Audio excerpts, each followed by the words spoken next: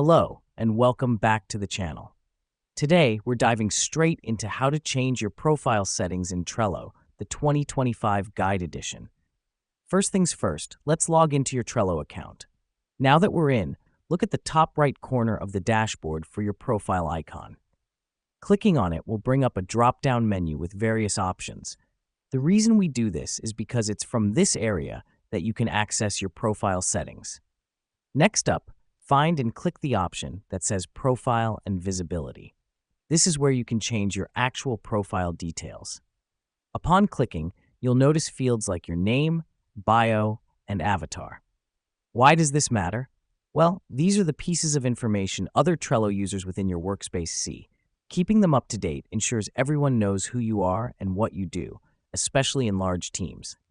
Now, let's say you want to change your avatar. Simply click on the avatar image and you'll be able to upload a new one. Remember, your avatar is like your digital face in Trello, so pick something that represents you well. The next important field is your bio. To update it, click on the pencil or edit icon right next to the bio field. Type in your new bio and hit save. Your bio often serves as a quick introduction of who you are and what you do, so be concise yet informative. Lastly, we have the email field. Here's what's happening behind the scenes. Trello uses this email for all account-related communications. To change it, click on the Change Email link, type in your new email, and hit Save.